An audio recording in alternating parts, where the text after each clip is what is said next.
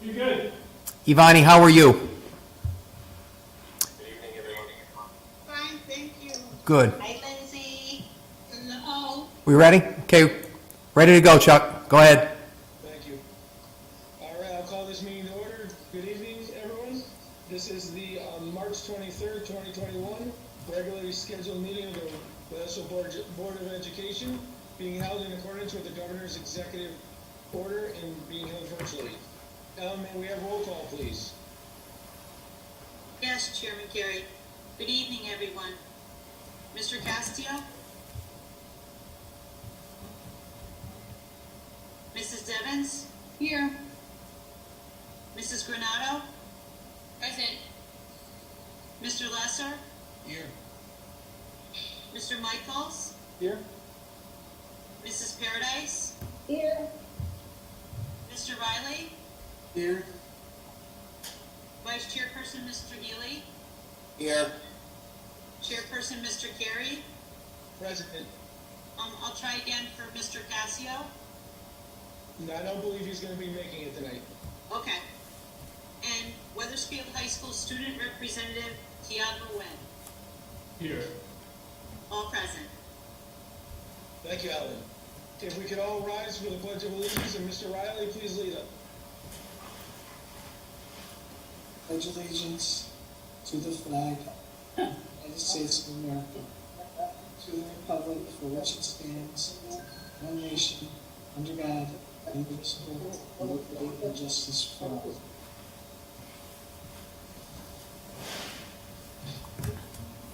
Thank you, Mr. Riley. Moving on to approval of previous board meeting minutes. Mr. Lesser, I believe you have a motion. Yes, I move the approval of the March 9th regular Board of Education meeting minutes. Thank you. Do we have a second? Okay. Thank you, Ms. Evans. Any comments, questions? All right, seeing none with a motion in a second. All in favor say aye. Aye. Opposed? Abstentions? Motion passes. Thank you. Moving on to public comment. Mr. Emmett, anyone on the phone? No one on the phone this evening, Mr. Carey.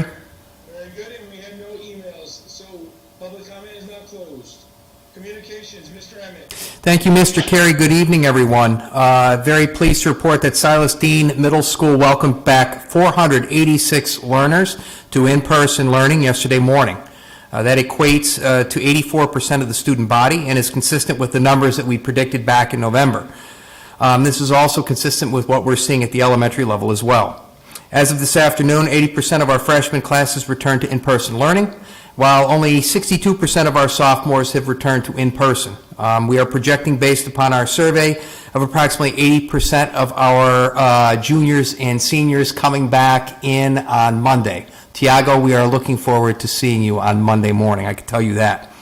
Next Monday, as I said, the juniors and seniors will come back, and it will mark the full return for our students from pre-K through 12.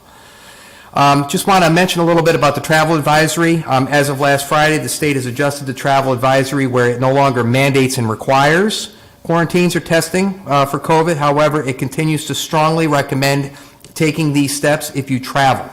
The state refers to the CDC and the DPH guidance, which currently discourages out-of-state travel altogether.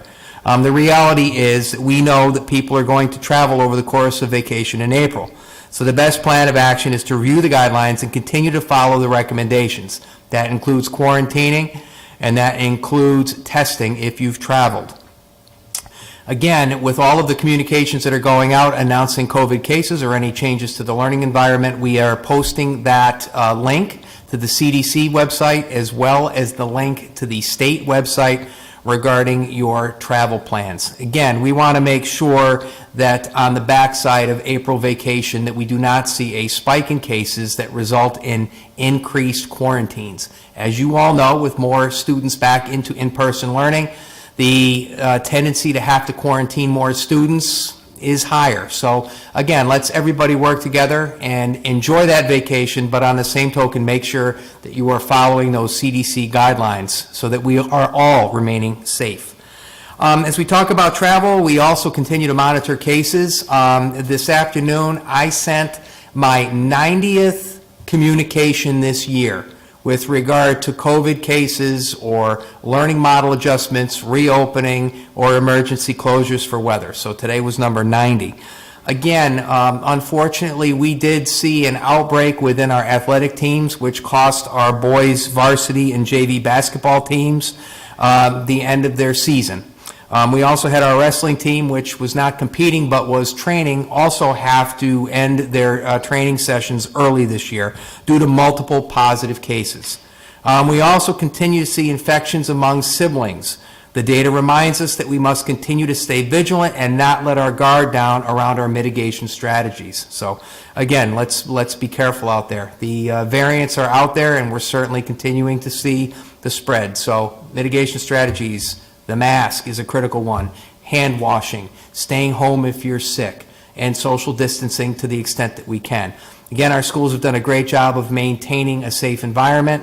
We are not seeing any spread at the elementary level, which has been great, and those students have been back in for over a month now. So again, let's keep up the good work, families.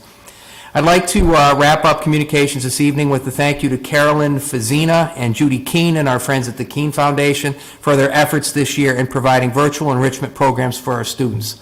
Yeah, in spite of this pandemic, the Keene Foundation has done a great job of providing kids an opportunity for enrichment and learning opportunities outside the scope of the regular school day.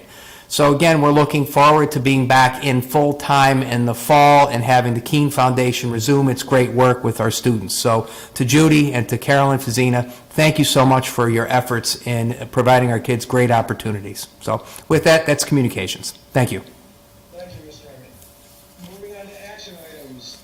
Mr. Michaels, I believe you have a motion for us. Thank you. Move that the Wethersfield Board of Ed approve the superintendent to again submit a grant under the RFP to continue the family learning program to generational learning for the 2021-2022 school year. Do we have a second? I'll second. Thank you. All right, Mr. Emmett, discussion? Yeah, I'm very pleased this evening to have our friend and colleague Kim Bobbin with us, along with one of our members of this wonderful group. So Kim, I'm going to turn it over to you. I know you have a presentation. Ready to share? Go right ahead. Michael, You're welcome. I will try to be brief. So good evening, everyone. My name is Kim Bobbin. I'm the Family and Early Childhood Coordinator for the town of Wethersfield. I'm employed by Wethersfield Public Schools, but I'm physically located in social services.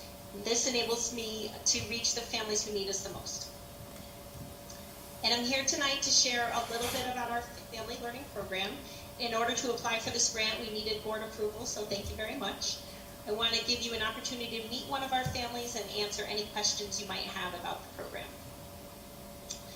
So the Family Learning Program is designed to give families access to a free, high-quality family literacy program.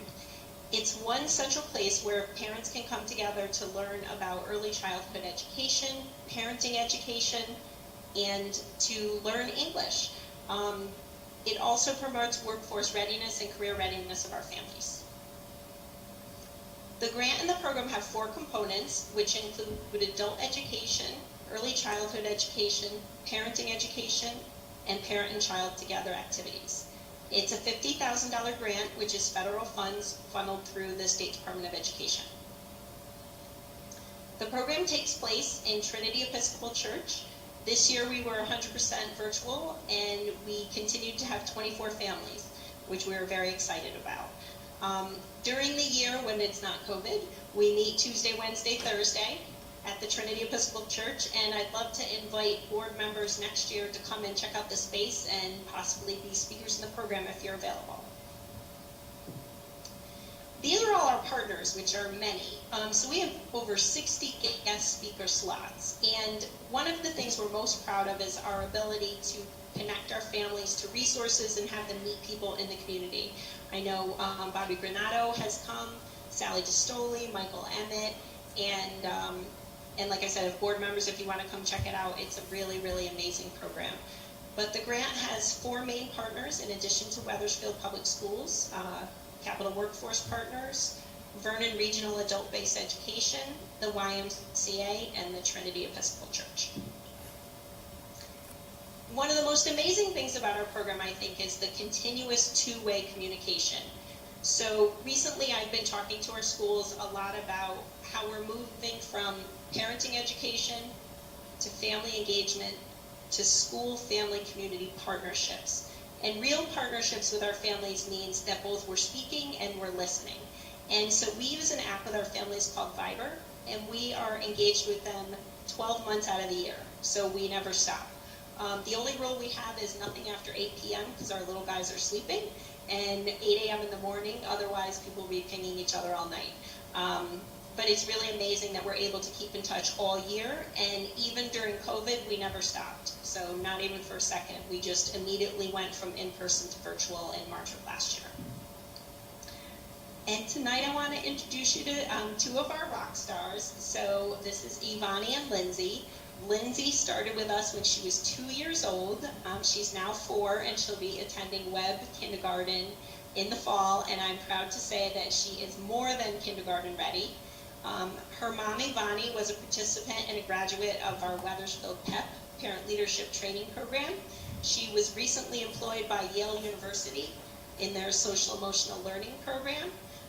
She created a program with some of her colleagues to teach Spanish to kids here in Wethersfield, and I'm going to stop the share so they can say hello. They are very nervous, but I was very nervous too. So Ivani, if you just want to say hi to everybody. Hi, my name is Sigoni Montes. I'm from Peru, and I'm very thankful and glad to find this place to continue learning English. And it's very special because I go with Lindsay, and she learned, and she is so happy to go every day. But now we are in online, and they send like books for kids and worksheets. We work with Lindsay at home. This is very helpful for teach my kids too. And we find if I need something, I ask him for resource for my kids, and she supports me and the rest of the family. I'm so sad because this year is my last year, because Lindsay is going to kindergarten where I have three kids. My son Matthew is 9 years old, and my daughter Alison is 15. She's in middle school. Thank you. And thank you, Tim, for all your support. You are a great person. I'm glad to know you. Same here, Ivani. How you doing, Lindsay? What did you bring tonight? What do you have? Lindsay's showing off a lot of great work. I like it. She's throwing off all her crafts. Yeah. She brings all the crafts we work together. And this is the time we spend with my daughter too. She's ready for kindergarten, and she misses going person to the church. She say, "I miss my teachers. I miss my friends." And it's very nice because we know we learn about other cultures too. And I think so. It's very important because we are here from many countries, and know each culture is very interesting, and understand to the people from other countries who are here to learn English and the USA cultures too. And that's it. Since you already approved it, I guess we can go home. Sorry for my English. No, Ivani, you did great. So Ivani is actually graduating out of our program. We do test participants when they come in and when they leave the program, and Ivani has completed ESL level 6, so she's too smart to be in ESL anymore, just in time for Lindsay to start kindergarten. And thank you all for your time. If anyone has any questions. Ivani, I just want to say that I think your English is perfectly fine, and I am looking forward to you being one of our parent leaders at Webb Elementary School when Lindsay heads to kindergarten in the fall. And Lindsay, I was looking at your work, and you are ready for kindergarten. So I will see you at Webb Elementary School in the fall. Thank you. Any board members with questions or comments? Ms. Granado? Thanks, Chuck. Kim, can you tell me some details here, how you did this virtual pre-K this year? Did everyone have a computer? Did everyone have Wi-Fi? Everybody was hooked up, and how did you get papers back to school? Yep, so one thing we did this year was we partnered with a program in Vernon. So Verabi has their own grant and their own program, but we decided since we were on Zoom, why not just combine it all together? So we cover some costs and they cover some costs. So Vernon actually covered the cost to mail books and crafts to families once a week for 30 weeks. So that was actually paid for by Vernon, and we're very grateful for that. So we have a preschool teacher in Vernon that mails those crafts to Lindsay every week, and because Lindsay's our best student, she gets extra credit. But we ran the program on Zoom. And so today we had music together class, we had a music teacher, the books are mailed home to the family. Lindsay and Ivani can pull out their music book, we sing together. We do head, shoulders, knees, and toes. I need a curtain in my office because everyone at town hall can see me dancing. But it's really amazing. It's really just designed to make sure that school is fun. One thing that we noticed that was really important was kids like Lindsay, their vocabulary improved so much because they were sitting next to their moms while they were doing their ESL adult education. So I would love to know, have her language tested to see, because I think our kids learned more English this year being home with their parents than they did when they were actually in the church with each other. So, good job, Lindsay. That's awesome. You're still showing. You're still showing. Any other questions? Members? Mr. Lesser? Thank you, Mr. Chairman. And Bonnie and Lindsay, thank you so much. Lindsay, your work is great. I love that she continues to hold it up and show us. That's great work. Kim, I wanted to ask you, first of all, Kim, outstanding. All the things you do for our families and for our town is amazing. So thank you for all the great work. My question is around the 24 families. Is that how much the grant allows? Is the demand higher than that? I think we have 44 different languages spoken in the Wethersfield schools, so I know there's great need for these types of programs. I want to know if there's more people actually interested, or is 24 families the max you can have with the grant? So we do a lot with $50,000. So with $50,000, we employ a site administrator, 2 adult education teachers, 3 early childhood teachers, and run a program for 30 weeks. Right now, we haven't turned anyone away. Usually we supplement this grant with funding from the Hartford Foundation, Liberty Bank Foundation, Office of Early Childhood. So we have yet to turn a family away. But we are limited by the space in the church and the number of child care providers. So if we had more families than we had child care for, we just need to find more money. And I would do that. Great, thank you. I want to say something. I came from Peru, and this program helped to build my confidence too, because I have kids, and I didn't know the custom of United States, and I think so this program helped for my confidence and to help my kids to be confident with the town, with the other peoples of America. This program is very helpful for us who came from other countries, I think. Thank you. Thank you. Any other board members with comments or questions? Ms. Evans? Hey Kim, this is great, and Bonnie and Lindsay, I love all your work. It's been so great seeing all the things you're working on, and I think this program sounds amazing. And you two just are so great. Lindsay, you can tell you're ready for kindergarten, right? We're very proud of you. Thank you very much for your presentation, and thank you both for being on, because sometimes being on these calls is a little intimidating, but we really appreciate hearing from you. Any other board members? All right, thank you, Ivani and Lindsay, for coming and sharing your work. Lindsay, you look great. Ms. Bobbin, thank you for all your hard work. Good night, everybody. Good night. We have a motion and a second So all in favor, say aye. Aye. Opposed? Abstention? Motion passes. Thank you. Thank you. Mr. Michaels, you have a motion for us. I do. We may need a snack break after it. I move that the Wethersfield Board of Education, pursuant to CGS Section 1021-5F, certifies that all food items offered for sale to students in the schools under its jurisdiction and not exempted from Connecticut nutrition standards published by the Connecticut State Department of Education will comply with the Connecticut nutrition standards during the period of July 1st, 2021 through June 30th, 2022. This certification shall include all food offered for sale to students separately from reimbursable meals at all times and from all sources, including but not limited to school stores, vending machines, school cafeteria, culinary programs, and any fundraising activities on school premises sponsored by the school or non-school organizations and groups.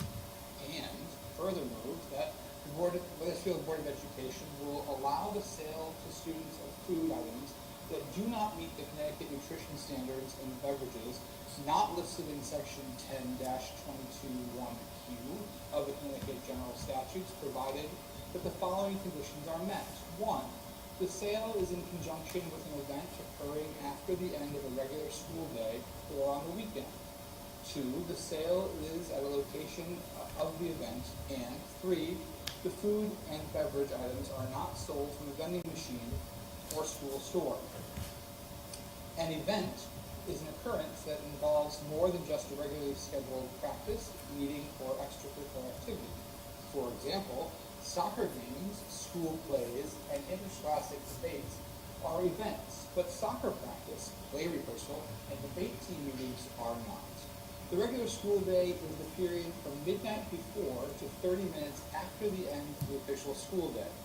Location means where the event is being held. Thank you. Do we have a second? Second. Thank you, Mr. Riley. Mr. Emmett. Mr. Kazaka, any comment with regard to this? This is a document that we have approved before the board each year. Any specifics on that? Sorry, Lou, that is the state language that they require in the motion, and then once it's approved by the board, we forward that to the state. But the language has been unchanged for several years, and it's the program we continue to run. All right. Any board members with questions or comments? That has to be the longest motion of the year, don't you think? Close. Just want to make sure someone's paying attention. Glad I didn't have to read it. Good job, Lou. All right. All in favor, say aye. Aye. Aye. Opposed? Abstentions? Motion carries. Thank you, everyone. And Mr. Healy, I believe you have a motion for us. Yeah, yes, under action items, I would move that the board approve actions items C, D, E, F, G, H, I, and J as recommended from the subcommittee vote and recommendation from last week, or excuse me, earlier this week. Excellent. And we're going to consolidate those? Yeah, we're going to take them all at once. We can discuss them as much as you want once the motion's on the table. So I would move that C through J be approved by the board. Thank you. Do we have a second? Thank you. Any questions or comments before we pass it over to Mr. Stoley? Yeah, I just, real quickly, I was unable to attend this and share this meeting, and it was a personal matter which worked out fine. I thank everybody for inquiring about it. I'm sorry I couldn't be there. I've been briefed on it, and it all looks fantastic. A bunch of courses coming forward, and the teachers are excited about it. And I'm sorry I missed it, but everything I've been told, I would urge everyone to adopt it. And I know Sally's going to explain some more. Thank you. Mr. Soley? Sure, yeah, student programs and services. We had an overview by several teachers and 2 curriculum specialists regarding the curriculum revision process to align our curriculum to the next generation science standards, or NGSS. So a teacher-led committee, which was the district science committee, has been meeting pre-pandemic to really identify a 3-year process. Obviously with the pandemic, everything has slowed down a little bit this year. This is the first year of units that have been finished to align with the inquiry standards. They have a high emphasis on modeling and other skill-based or scientific practices found in our standards. And when we heard from the teachers, we really heard and saw these units come to life in their classrooms and how their instruction has shifted towards a more inquiry-based approach. Even our youngest learners, we had heard from teachers about what it looks like as young as second grade and their ability to ask questions and solve problems, and the high engagement of these science units within their classroom. So over the next few years, you will see year 2 and 3, or 3B and 3A and 3B come forward as part of the continuous revision process as we work to align our science curriculum to the next generation science standards. And if I could just follow up to Mr. Healy, I think you're exactly right, as other board members have shared with you. The teachers did a fabulous job, and I just want to thank them for their leadership.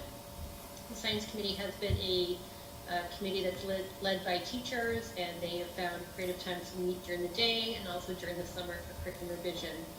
And so thank you to their efforts and for all the teachers who have been involved in this curriculum writing process. Thank you, Mrs. Scully. Any board members with questions or comments? Yes, Mr. Riley. It's a great presentation, and there's a quote I got that was quite striking, and it said that science is no longer the disseminator of knowledge, but a curator of curiosity. So I think that comment was, we're not just teaching to people, to the students are learning and being able to, put ideas into practice. So it was a very good presentation. So thank you, all the teachers and everyone. Thank you, Mr. Riley. Anyone else? Yes, Ms. Granado.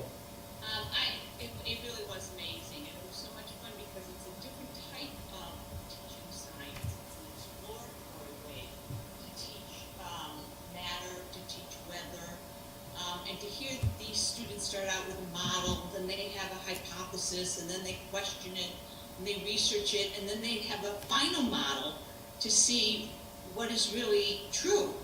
And I have to tell you, it's just an amazing sequence of events that these children do to make an exploratory science lesson. Thank goodness these teachers are there with them, right by their side, because this is really going to bring them somewhere. Thank you. Anyone else? All right. Thank you, Mr. Stoley, for all your work on the curriculum with the teachers. With a motion and a second, all in favor say aye. Aye. Aye. Opposed? Abstention? Motion carries. Thank you. Moving on to announcements and information. Please check your packet for upcoming committee meetings. If you can't make it, please let the committee chair know. Board of Education's meeting held. The Memorial Day Parade on 3/10/21.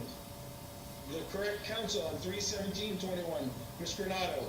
Okay, the correct council met on Wednesday, March 17th, and the correct council is the Capital Regional Education Council, which Wethersfield is a member, along with 35 other surrounding towns. This council is responsible for the regional magnet schools and Project Choice. They have also organized and are working on a Harvard Head Start. The meeting started with a slide presentation on how the correct budget is constructed. In many ways, a similar fashion to the construct of town budgets, CREC has revenues, they have services, and state tuition monies that are part of this process. Executive Director Greg Gloria spoke of having presentations to the council going forward that focuses more on each of the magnet schools under CREC. He also commented on the successful vaccination program for staff members, and we heard from Patrice McCarthy, the CABE and CREC liaison to the General Assembly. She discussed the educational bills before the General Assembly and the priorities of diversity and equity in education. Thank you. That'll be it. Thank you, Ms. Granado. Students Program Service Committee, 3/17/21. Is there anything else to add other than what we went over? You know, I don't unless Sally does. It's just, obviously, we acted on what the good part of the meeting was earlier this week. Very good. Mr. Stoll, anything to add? Sure, I'll just provide a little bit of an overview around the social emotional learning update. So at the elementary, we have representatives from the elementary, middle school, and high school committees to provide an overview of the work we've done on social emotional learning and selection of an explicit SEL curriculum. So independently of each other, the three committees have selected a program called Rethink Ed.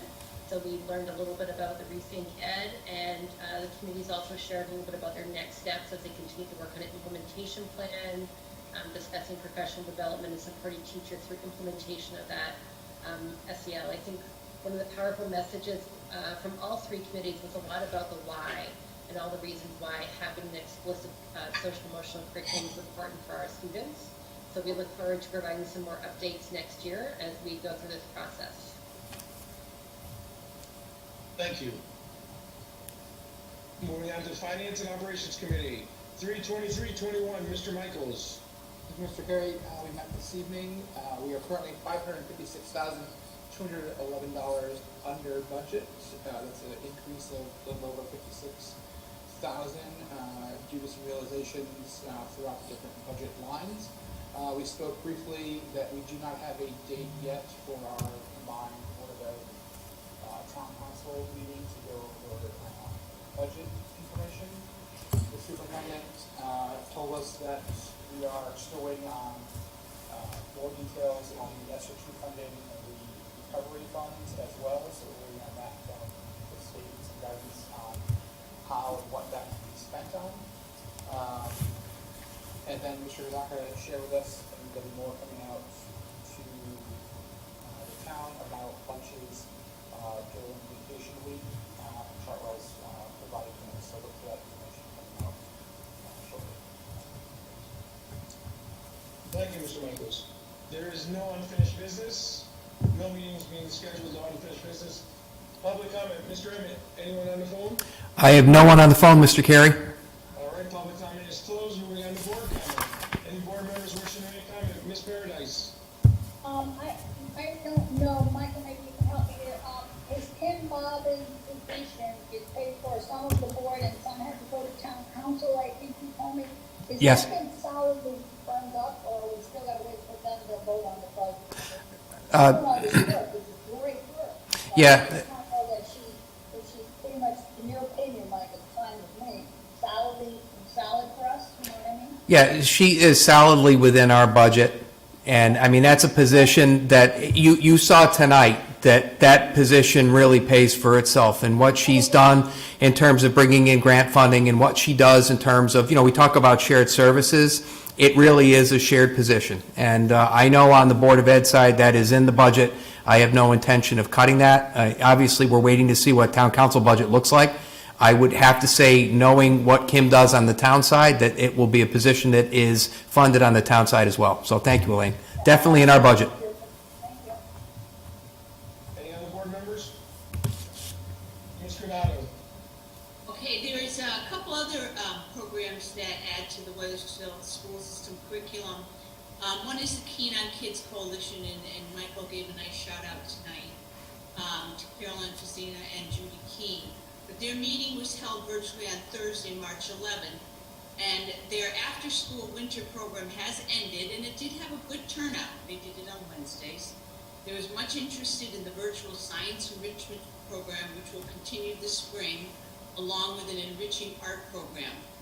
The science program is very valuable to our 5th graders who will be taking the science test this spring based on the NGSS standards. And a virtual field trip is planned with the 5th grade focusing on engineering. Park and Rec is now organizing, and love this, for summer camps and outdoor activities. Energy assistance is available to families, and AARP tax assistance is also available to families. The department is working with Central Connecticut Health District to coordinate small vaccine clinics. And in 2021, Food Share will be paring down. There was a Food Share virtual meeting too this past week. And Food Share will be carrying down from 15 to 8 Hunger Action Teams. Wethersfield Hunger Action Team will continue under Sarah Hill. I'm very pleased to say that. The conversation continued on adding another town or towns to our team, and that's to be continued. All mobile food share locations are operational. Rentschler Field Food Drive, which is Tuesday and Thursday from 9:30 to 1. The last day is April 29th. SNAP applications for families can be done over the phone. Please call social services. And that is it. Thank you. Thank you, Ms. Granado. Mr. Lesser? Thank you, Mr. Chairman. Two questions for Michael. First is, do we have a percentage or a number of teachers / staff that have been vaccinated? And are we continuing that process of offering that, or are the teachers and staff on their own after we offer the initial places for them to go? Yeah, with regard to a percentage at this point in time, Kenny, I don't have a specific number. I'm looking to get that from Hartford Healthcare. We offered a total of actually 3 clinics, so we offered the 5th and the 7th. Those were both Johnson & Johnson. We also offered an additional clinic on March 13th, last Saturday, at 1290 Silas Deane Highway. That was a Pfizer Clinic, so I know I have some staff that went to that. In addition to that, we uploaded everybody into VAMS, so I had staff members that had gotten their own appointments through VAMS. But we'll be reaching out to Hartford Healthcare because those recipients had to register through MyChart Plus, so I should be able to get a general figure in terms of the number of Wethersfield folks that actually registered for vaccines. So. Great, thank you. My second and last question is, I'm really pleased with all the, like we all are, all the kids coming back to school, and the juniors and seniors, Tiago's class coming back on Monday. Michael, when you mentioned the numbers, I think, if I heard you right, you said 80% of freshmen started and 62% of sophomores. Correct. I actually have a sophomore and can ask her, but that seems to be a fair discrepancy. Do we have any sense of why? And I think you mentioned that you anticipate about 80% of juniors and seniors coming in. So it sounds like the sophomores are, fairly significantly less in returning to school. Any thoughts on why that might be?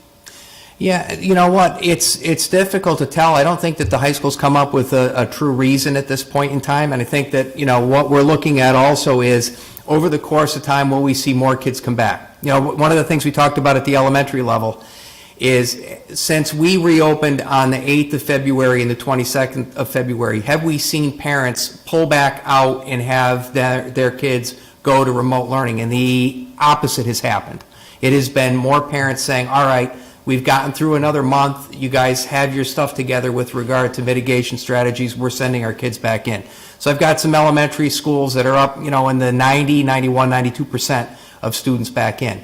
I do think that over the course of time, we're going to see more kids come back in at the high school level as well when they hear that, hey, my friend is back. Or they, see that things aren't as, quiet in the cafeteria. And I have to say, having been in the cafeteria before and after, there is definitely more buzz. Now, with that being said, they're still socially distanced. We had to reopen the small gym to have the overflow there to be able to spread kids out. But the other thing that we're doing, Kenny, with regard to the nice weather we've had, is we're going to be bringing in a couple of tents so that our seniors, again, we like to honor our seniors, right, Tiago? One of the things we're going to be doing is providing seniors the opportunity to eat outside under the tent with their friends in the nice weather. So it creates less, bottlenecking in that cafeteria and provides us the opportunity to continue to socially distance. So, and, just so you know, one of the things that we've done, we've had the remote Wednesdays, and remote Wednesdays, actually tomorrow is our last remote Wednesday. One of the things we do with the remote Wednesdays is we kind of reallocate staff, and we've done a lot of home visits.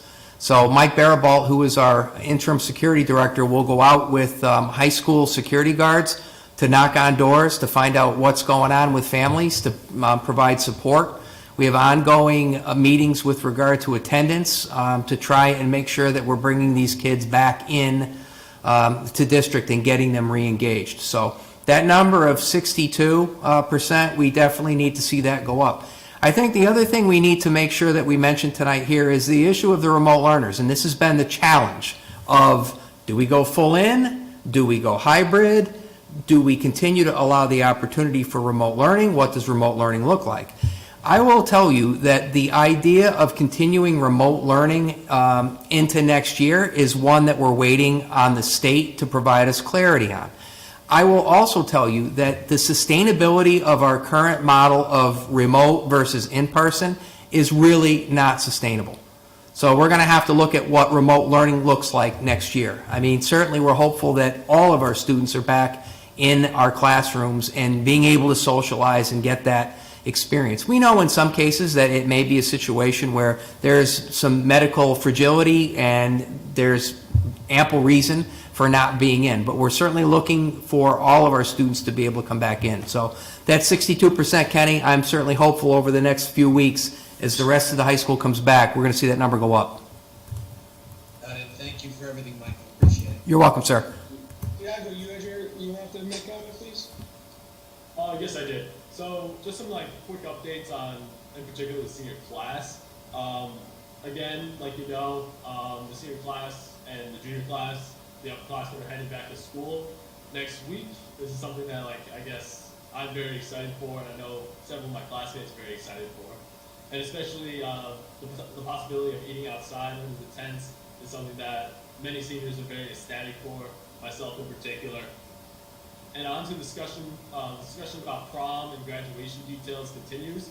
I want to thank Mr. Emmett for working so closely with us. We have another meeting on Thursday to discuss more details. And I'm going to be gathering some more seniors together to talk about, I guess, some final decisions, some final ideas that they may have. And I guess that's what's going on. So thank you so much. Thank you, Tiago. Mr. Riley? I just wanted to say that the selecting the Wethersfield High School principal was a great experience, and thanks so much to Trent, Mike, and Sally for making that an efficient process. Thank you. Thank you. Mr. Michaels? Thank you, Mr. Carey. Michael, just wondering if you could give some more clarification to us about, as we ramp up the last few grades coming back to school, what the Wednesdays will look like past April. There was much talk when the April calendar came out, the half days on Wednesdays. So I'm just wondering if you can give some clarity to parents who are at home. Sure. Wednesdays. Sure. Yeah. At this point in time, tomorrow will be a remote day.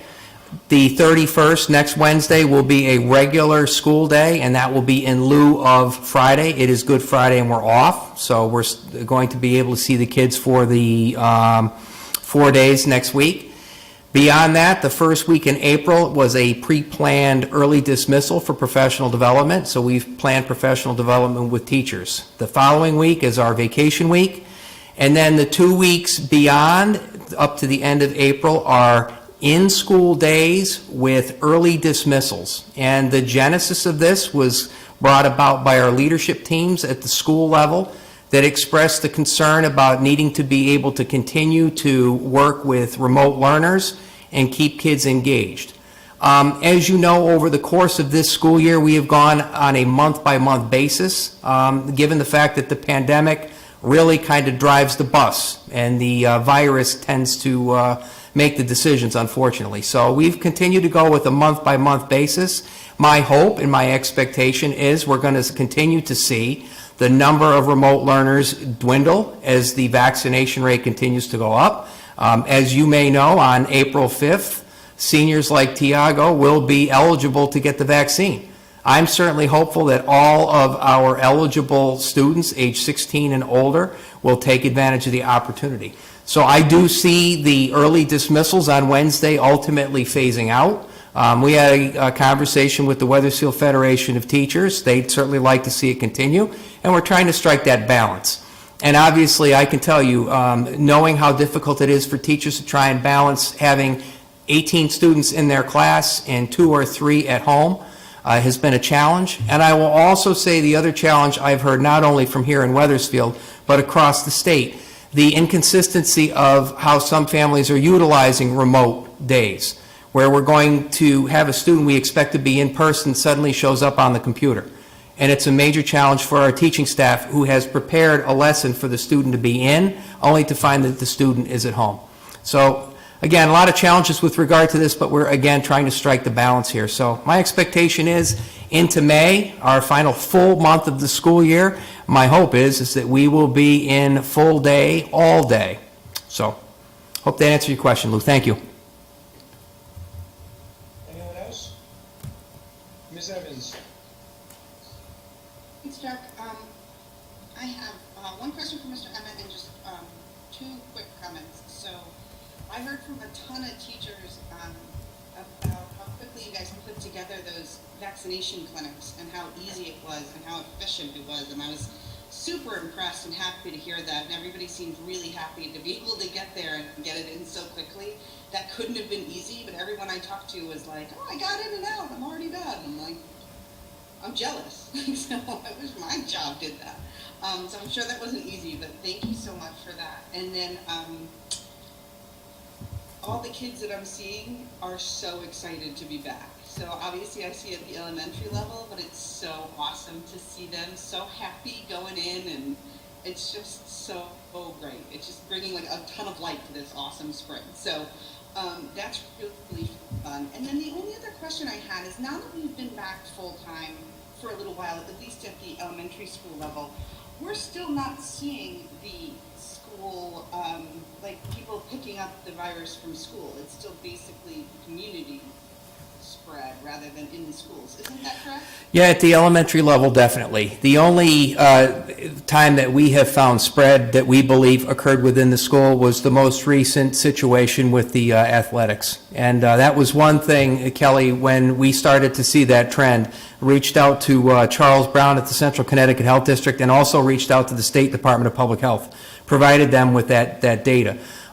It also involved, because the team, one of the teams was involved in a game on Friday, March 12th, it involved having to quarantine the opponent, that team as well. So there's a domino effect, which is unfortunate. Now, I can tell you, I had a conversation with that superintendent today, and no members of that basketball team have been infected. So I am hopeful we have been able to hold it off. But again, as I mentioned earlier in communications, another one of the things that we're dealing with is siblings. So, you know, we have students that got it through athletics, and now we have other siblings that have gotten it as well. So we're still definitely seeing the family spread and the community spread.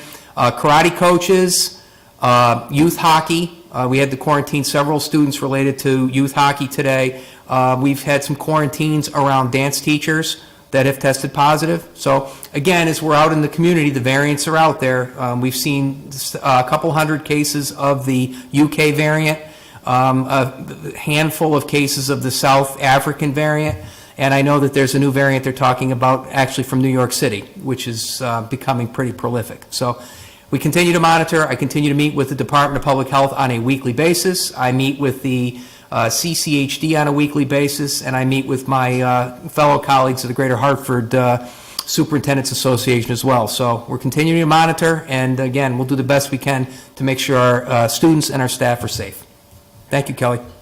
Thank you very much. I think you're doing a great job. I feel very comfortable with the kids going back with their masks, and I think they're all doing really, really good with kind of mask adherence and all of those good mitigation stuff. So thanks again. I just wanted to.